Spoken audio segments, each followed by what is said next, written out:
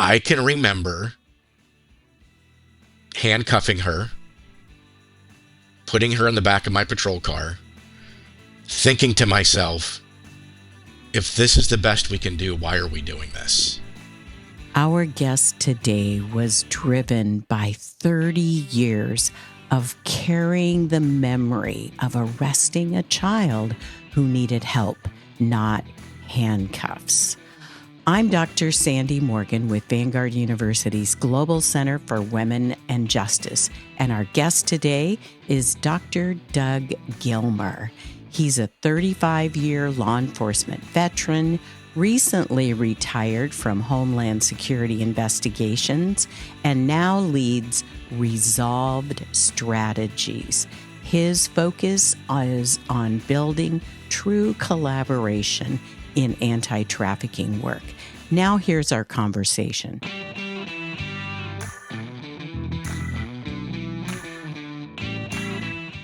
All right, Dr. Doug Gilmer, thank you so much for joining us on the Ending Human Trafficking podcast. Thank you so much. I'm excited because when I first met you, you were in HSI, but you wanted to have side conversations, and we started talking about the research you wanted to do as you were pursuing your PhD. And so let's start there. Why did you want to interview me? Well, I had long been a fan. Okay, I can have fans. Of Dr. Morgan, and was very aware of the work that you had done. And I knew that collaboration was very important to you. It was evident in your work, and it was evident in the work that the task force did, that you helped to lead. And so you were really kind of a natural fit for this project. I figured, if considering your experience and really your tenure in this field, I just knew that you would be a great resource and really an expert. I'm going to borrow that language. Instead of presenting myself as old and an old timer in this field, I now have tenure in this field. That's much better. So just really quickly, the highlights of your findings in that research. Can you give us a synopsis? Yeah. So really, the research focused, it was qualitative research focused on the outcomes of multidisciplinary collaboration between law enforcement and service providers in countering human trafficking. What we learned through the research is that the multidisciplinary team construct, the MDT construct, works, that people were adopting the MDT construct because the old way of doing things didn't work, and it was proving to be more effective. We learned that, contrary to what we sometimes hear, that law enforcement generally has a very positive attitude towards service providers, and that service providers actually have a positive attitude or a positive opinion of law enforcement.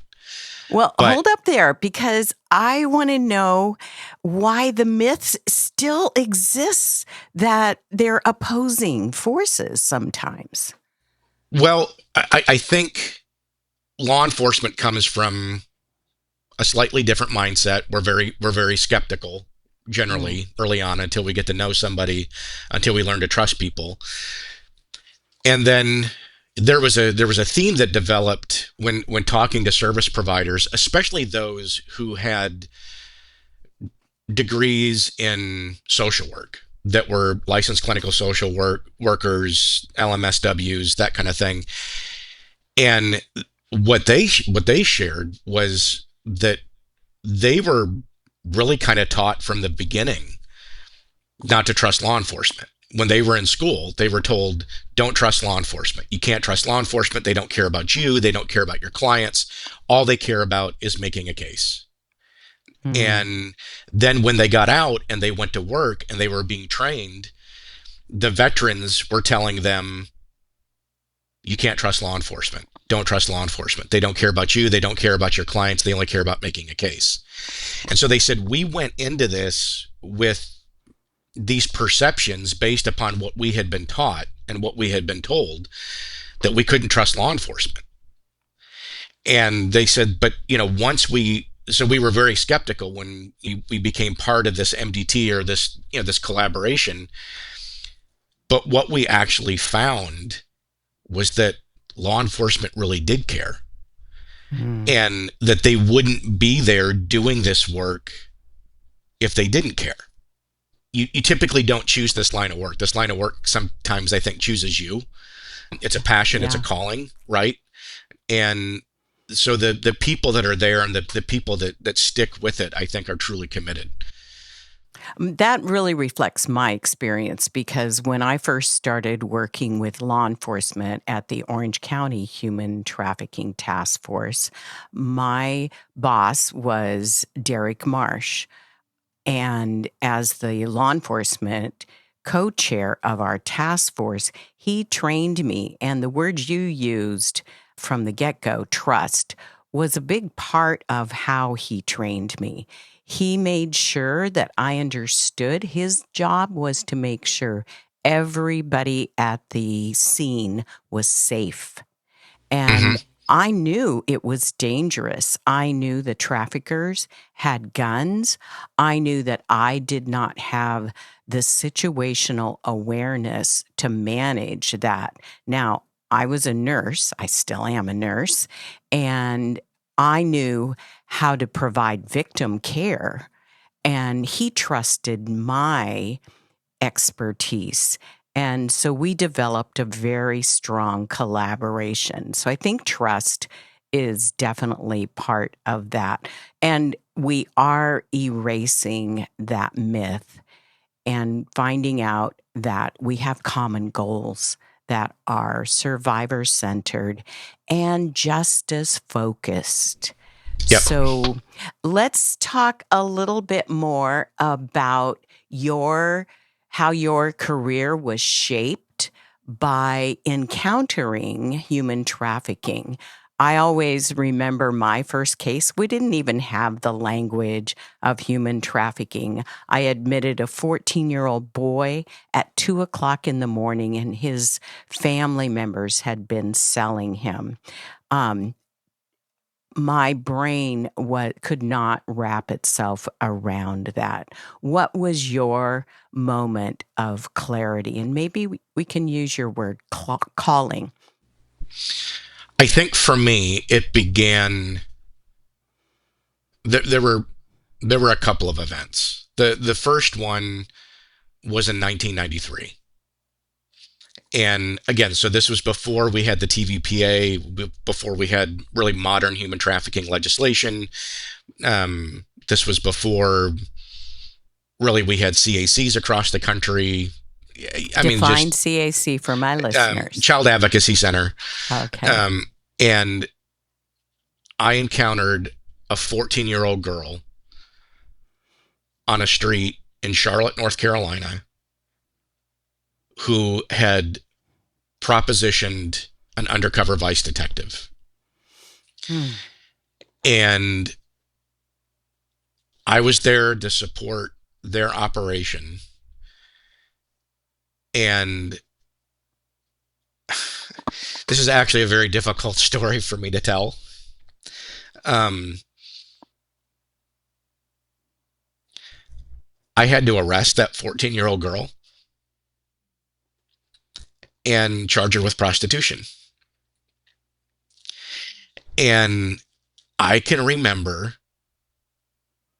handcuffing her, putting her in the back of my patrol car, thinking to myself, if this is the best we can do, why are we doing this?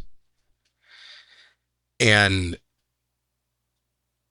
to be honest, Dr. Morgan, I have dealt with so much guilt and shame since 1993 over that incident. But, I did what I was told to do. I did what the law told me to do. I did what I knew to do in 1993. And actually, it wasn't until just recently, a few months ago, I had to tell this story in front of a room of a couple of hundred survivors, and it was very, very difficult for me to tell this story, and I had no idea what the reaction was going to be. Um, but afterwards, someone came up to me and gave me a hug and said, "It's okay. You have to learn to forgive yourself for the things you did before you knew better." Um, and that was kind of like a big closing chapter for me in that story. Um, but then even more recently, back, I guess about 8 years ago now, there was another girl who was 16 who had been trafficked. Just a horrible story. The things that had happened to her, and I just remember at the end of that evening, getting her to a safe space, really looking out for her needs, and as I was getting ready to leave, she turned to me and she said, "Mr. Doug." And I said, "Yes." And she said, "I want you to know that this has been happening to me since I was 13 years old. Mm. And this is the first time law enforcement has ever tried to help me." It's a new day. It is. And what that survivor advocate said to you until you knew better, I think that until you knew better is now in the Yes. field of law enforcement. And that's a great segue for us to talk about your new organization. What's the name of it? Resolved Strategies. Oh, it's on your shirt. It's I on my love shirt, that we're doing right. this video, Resolved Strategies. So tell us how that is going to change the landscape. So, the term, I think we all pretty much know what strategies are, but the term resolved, according to the dictionary, means to be firmly determined to do something. That's the My the mother dictionary said definition. that was stubborn. It could be that too. And but what I have found now over 30 years, in this field, is that there are a lot of people, there are a lot of organizations, there are a lot of agencies that all say we are firmly determined to do something about this issue. Mm-hmm. But they don't know what they're doing. And when I talk to some of these organizations, sometimes they can't even tell you why. They can tell you big picture. They can say, "Well, we are determined to end the scourge of human trafficking globally." And my answer is generally, great. So is everybody. But Me why too. are you doing this? Yeah, right. Why are you doing this? And they can't identify a mission. They can't identify their purpose. They can't identify their core values as an organization. And a lot of them don't understand how to truly collaborate. And if you can't do those things, if you can't identify who you are, why you're doing what you're doing, what those things are that mean most to you, and you can't effectively work with other people, collaborate, not cooperate, collaborate with other people, the best you're going to do is move in circles. You're never gonna move forward. You're gonna be like a ship without a rudder, or a rudder stuck in one direction, and you're just gonna keep going around and around. And I don't want that. I want organizations to succeed in what they're doing. Help us understand why you're delineating between cooperation and collaboration. So cooperation, at its core, has a selfish motivation. Not necessarily selfish in a negative term, right? The example I often use: if my cows get out of my fence on my farm and I call down the road to my neighbor who doesn't own my cows, but I say, hey, can you come down here and help me get my cows back in the fence? That's cooperation. He's coming to help me achieve my goal or my purpose, which is getting my cows in the fence, right? He doesn't have a stake in my cows, but I do. And so there's kind of a selfish motivation that goes along with cooperation. When we talk about cooperation, we're really talking about I or me. Collaboration, on the other hand, is about we. It's about working with others to achieve a shared goal or shared purpose, where your goals become my goals and my goals become your goals. We're working together in shared purpose. I like that. Okay. So resolved strategies were determined, and collaboration is a key piece of the strategy. What kind of reach do you have with resolved strategies? Well, define reach. Well, I'm like kind of inching towards the international aspect of Right. your approach, because one of the problems that I've identified is when, for instance, I think in one report early on when I was task force administrator, we identified victims from 29 countries in one county. So having cultural knowledge, cultural humility, linguistic resources, that international component, we have jurisdictional boundaries. The traffickers do not. Correct. So how are we building international collaboration?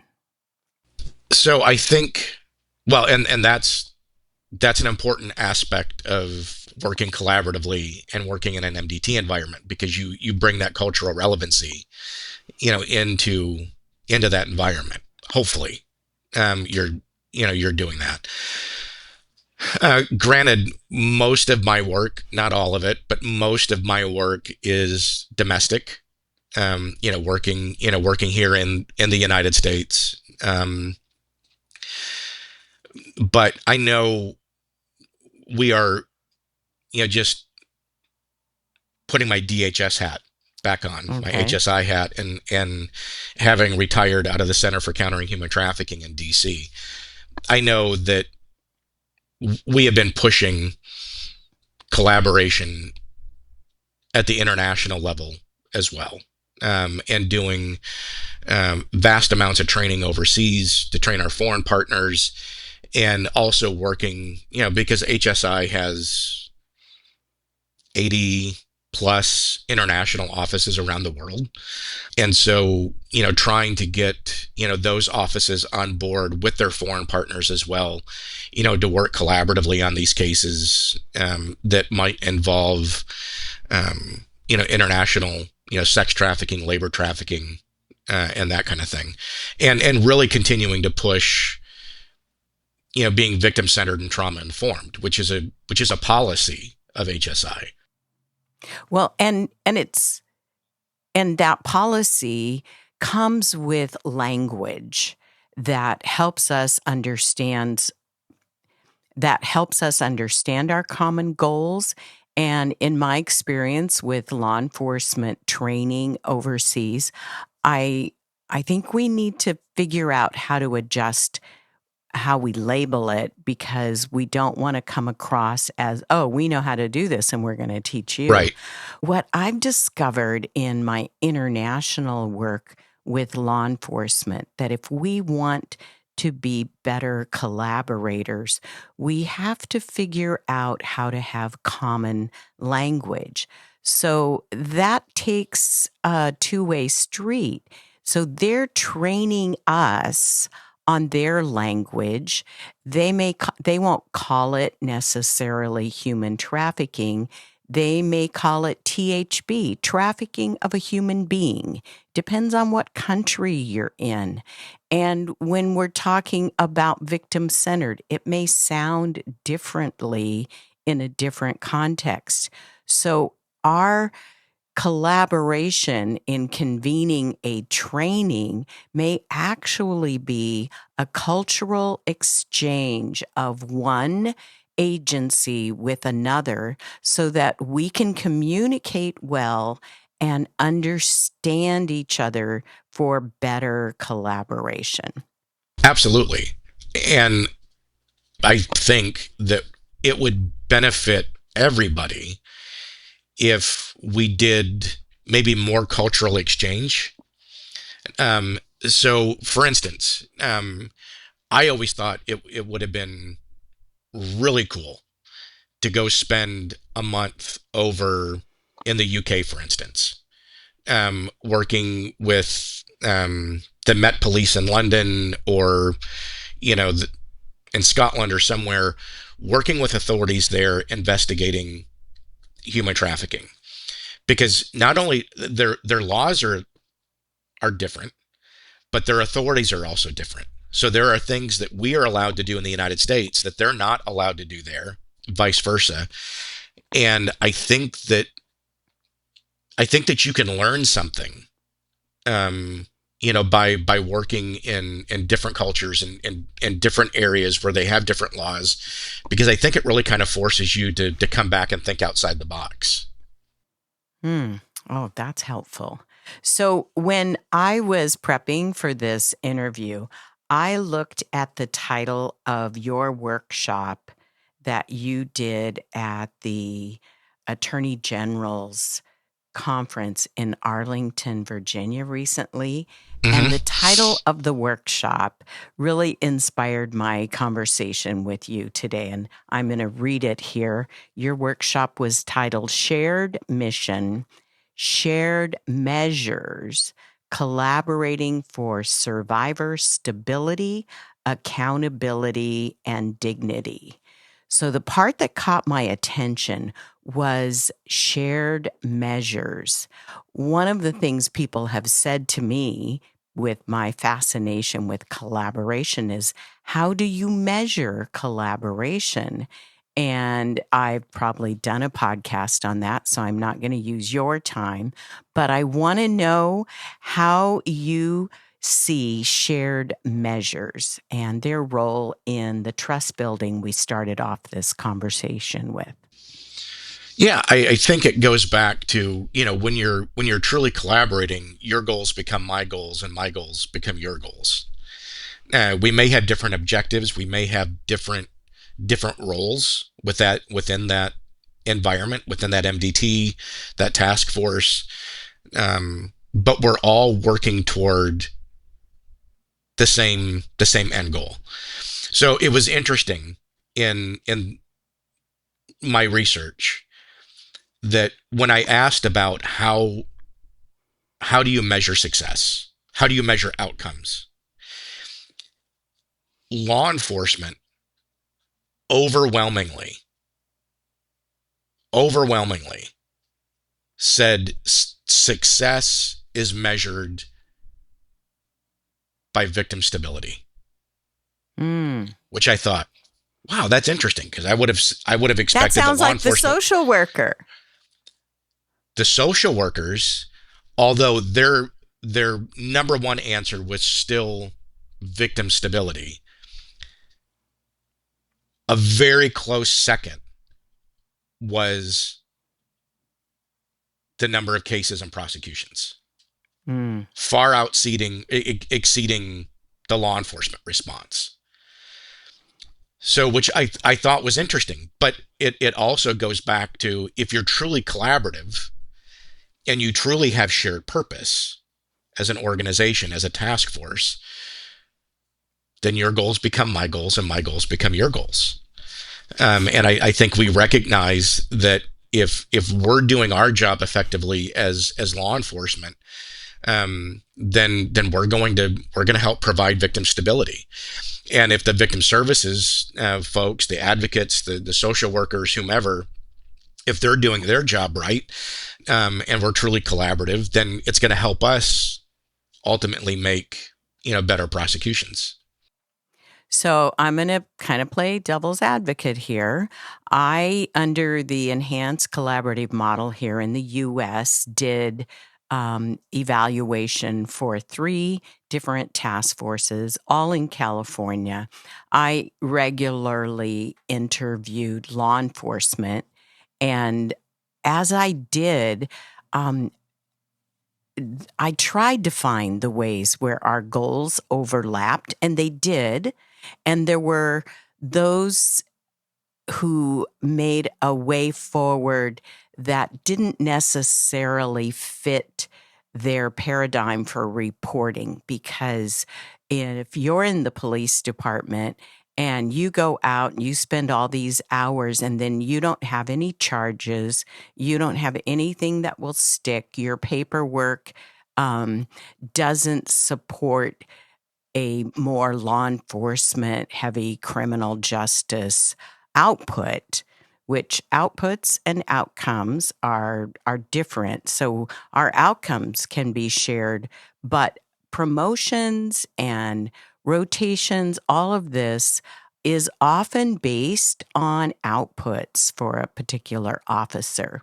And I think one of the areas of weakness from a collaborative perspective is when the rest of the team doesn't understand the requirements of being a police officer. You have to if you're going to give Right. tickets for people running stop signs or red lights, how many did you cite? And if you are picking up people who are breaking the law, and now we're talking a lot about forced criminality in human trafficking, but now you don't charge them, now you get victim services. How are we going to change the way that we measure an officer's success through output? I think that's the next big question. Yeah. So I think that there is a growing shift. So, for instance, within HSI, an agent gets essentially the same credit or the same recognition for identifying and recovering a victim and getting that victim into services as they do if they make an arrest. Okay. So, and that's part of being of that victim-centered, trauma-informed approach. You're not always going to make a human trafficking case, and there's been a shift in some of the more progressive agencies around the country where they're also starting to recognize that success just isn't on charging human trafficking, right? Or Mann Act or whatever. We're not doing ourselves any good if we're disregarding the needs of the victim or the survivor and forsaking them for the case or for the purpose of making a case. And so I think that there's a little bit of a growing shift, but it's also why I've always been very passionate about teaching law enforcement around the country that human trafficking is a crime of crimes. It could be, in theory, it's possible it could be a single scheme crime, but it never is, right? If typically there's going to be drugs involved, there may be guns involved, there may be child sexual abuse material involved, especially if we're talking about minor victims. There could be money laundering charges, there could be tax charges. Inevitably, if it's a commercial enterprise, they're not paying taxes. And so then of course there are things like the Mann Act and use of a communication device in interstate commerce. There are all of these different ways that we can potentially prosecute a case and still get an outcome in which maybe we don't have to put that victim on the stand. that survivor. Maybe they're just not healthy enough yet. Maybe they're not in the right place, and we don't want to put them up there and risk re-traumatization. Yeah, But that's right. we can make a money laundering case. We can make a CSAM case because it's a minor victim, and he had 30 images and 10 videos that he was using to post on sites, and now suddenly, just based on that, we have a life sentence. Wow. So yeah, I think that there are other ways that we can show outcomes, for Mm. these cases. Doug, 30 years. Wow. So, what gives you hope for the next 10? I think the fact that there is growing interest. I mean, there was a time where law enforcement didn't want to do this work. We just didn't, or we did it poorly. We weren't working human trafficking. We were just working prostitution, right? Mm. Um, and I think that there's a growing movement nationwide. I think if when you look at law enforcement agencies, especially larger departments nationwide, um, medium-sized departments that have the resources, they're dedicating human trafficking units, or they're dedicating folks to task forces. So I think that's good. I think that there's a growing amount of training across sectors, to include victim advocates, and especially healthcare. Right? I mean, Mm. there's a huge need, in healthcare for better training and recognition, and we're starting to see that. So I think the fact that we're seeing a growing interest, gives me hope. What gives me pause is the fact that there are so many people out there trying to do this work, and they're not working with one another.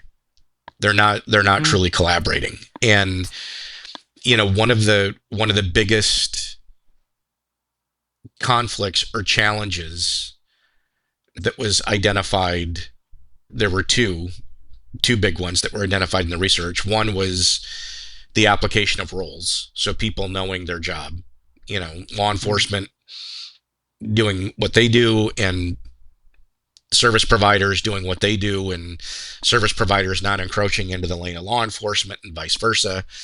But the other big challenge was funding, and it wasn't so much that we don't have funding. People said we're going to find a way. I mean, even if our bank balance is zero, we're going to call around. We're going to dip into our personal saving. We're going to do what we have to do to help a victim. But it's the grant process.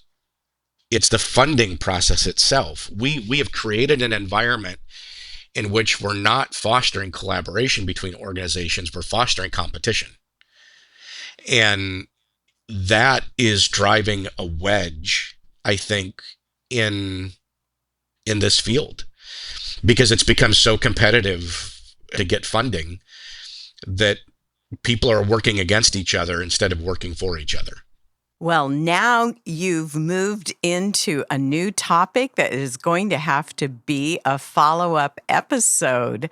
But wow, yes, collaboration gives you hope.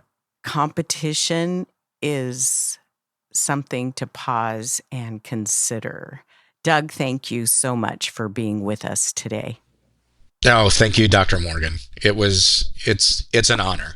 It truly is. Thank you, Dr. Doug Gilmer. This conversation about collaboration really emphasizes our shared goals, where your mission becomes mine and mine becomes yours. It changes everything about how we work together. Listeners, if this conversation was meaningful for you, please check out our website. endinghumantrafficking.org. There are tons of resources there. You can look at old episodes. You can share the episode with someone else. Help us grow our community. Connect on Facebook, Instagram, and LinkedIn. Thanks for listening.